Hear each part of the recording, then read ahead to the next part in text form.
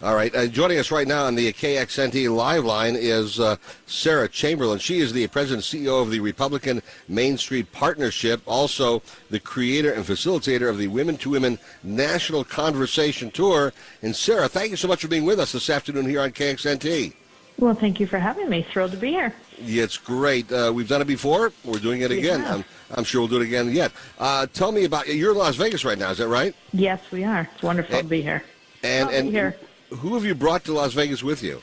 I have a woman by the name of Mimi Walters, who's a congresswoman from Orange County, California, and then myself, and then we have another woman who's the highest-ranked woman in the state of Nevada, Barbara. So Barbara Sagavsky. Absolutely. Yeah, she's doing a great job. She's doing a great job. She's doing a great job. And she's also questioning a lot of issues. Is she there with you? Yes. Is she there with you? She's not physically right here with me now, but she will be tonight at 6:30. Oh, fantastic. Now, why are you here? Not that you're not welcome. We love having you here, but I know you came out of a specific event, though. We have come out here to talk to the women in the area about what their congressional needs are. What issues, all issues are women's issues, but what issues do they really need to see Congress addressing, like opioid addiction, mental health, things like that, Pell Grants, talking about national security. And then what we do is we take their needs, go back, introduce legislation, and that directly affects them. So we were here, as you know, because I talked to you about a year and a half ago, and we've come back to update them on the legislation we've passed, and then talk about upcoming legislation. Okay. Is there any upcoming legislation you want to focus on right now to let folks know that they have to let their congressional representatives know about? Sure. So last time we were here, a lot of the women talked about workforce flexibility, the need to have some flexibility to go like to your kids' soccer games or go to the kids' plays or whatever that is. So we went back, and Mimi Walters, who's with me tonight, is introducing the workforce flexibility language, and that will become a bill that will pass this year to give the men and women, not just women, the flexibility with their work hours. So that's a big one. The other one that we're going to be focusing on is Pell Grants. Last time we were here, we heard that from college women that are in college, and they don't understand why Pell Grants don't pay for summer sessions. Well, Elise Stefanik, a female member from New York State, introduced some legislation that it will now start to do that. So now you can go year-round and get a Pell Grant instead of just the fall and spring semesters.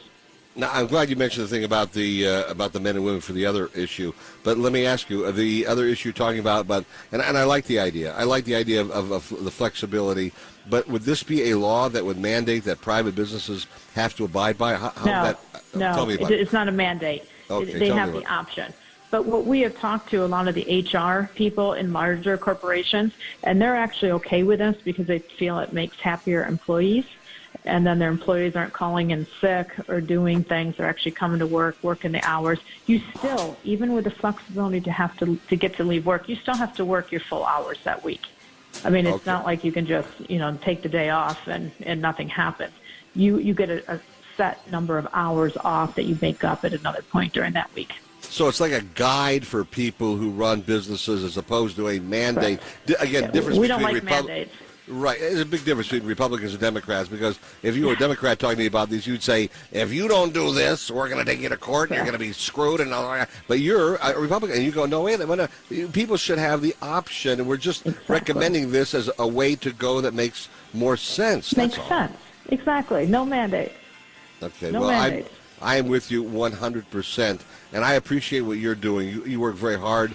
You work very, very hard, and I know you're as a single mom, it's even more difficult on you, but you really have accomplished a lot being part of the Republican Main Street Partnership, running that, and I'm just very, very, very impressed. If people do want to find out more about the Republican Main Street Partnership, how can they do that? They can go to mainstreetadvocacy.com. And all the information will be there. It talks about the Women2Women Tour. And again, it's mainstreetadvocacy.com. Well, listen, I welcome to our fair city, and I hope next time you're here, we'll be able to get you in studio and to spend a little longer time talking about more of the issues you're involved with. But I wish you the best. Give my best to the Secretary of State. She this whole voter ID situation and her expose of the fraud that's gone on here in the last election. I'm looking forward to see what she has to reveal about this, but she's doing a great job up there, and we really appreciate her efforts. Yeah, she's wonderful. The state's lucky to have her. Yeah, you better believe it. Sarah Chamberlain, thank you so much for being here. Travel safely and enjoy our fair city. Thank you very much. All right. Sarah Chamberlain joining us right here on Chamberlain.